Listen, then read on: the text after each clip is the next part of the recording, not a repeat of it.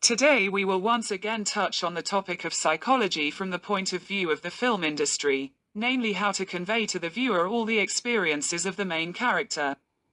It is no secret that most plots, whether in games, books or movies, are built according to a simple scheme of emotional and psychological experience. When a traumatic situation occurs and the main character tries to untangle this burden on the soul, in order to find the strength to move on.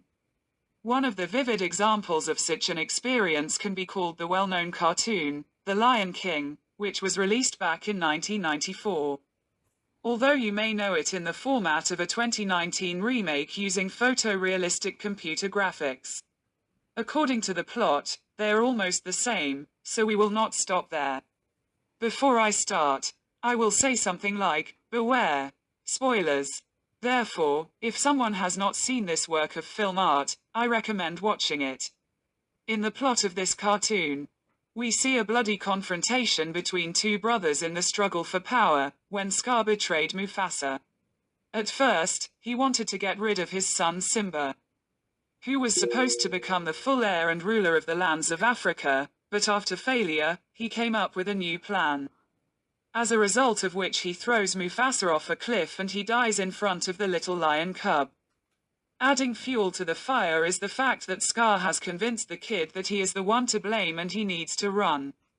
In this scene, we see an extremely traumatic experience that Simba is going through, and this includes the 5 stages of coping, which include denial or isolation, anger, bargaining, depression, and acceptance. Simba's psyche cannot perceive reality as it really is, and a protective mechanism is activated. He is displaced. He forgets about Mufasa's fall and switches his attention to the authority of his uncle, which caused further events. Simba runs away, but feels completely devastated inside.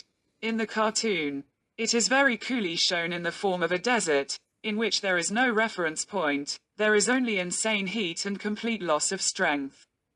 It is then that he is found by 2 friends, Timon and Pumbaa, who help Simba recover and he begins to live with them in an oasis, as a result of which he loses his identity as the king of beasts. As a lion, replacing it with the motto, Hakuna Matata, which literally translates as carefree life. This is how the protective mechanism of our psyche works. But then a chance meeting with Nala, for those who don't know, Simba's childhood friend, brings the main character back to reality. At first he refuses to return to the past, but doubts about how right he is living and whether he is on the right path still force him to face the truth, especially when he sees his reflection in the water.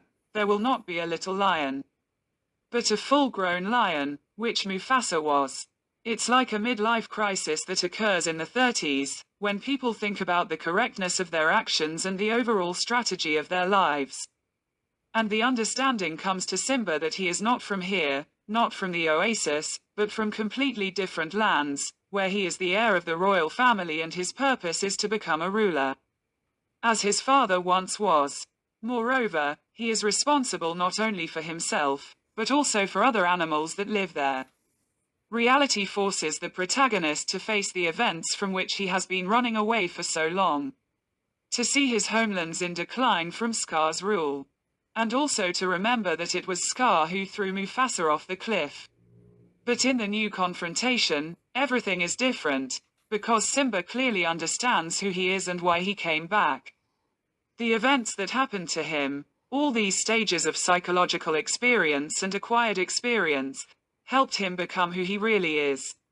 In addition, in the finale of this story, Timon and Pumbaa stay with Simba, as if bringing the principle of Hakuna Matata into the future life, helping to cope with all the troubles and obstacles on the way.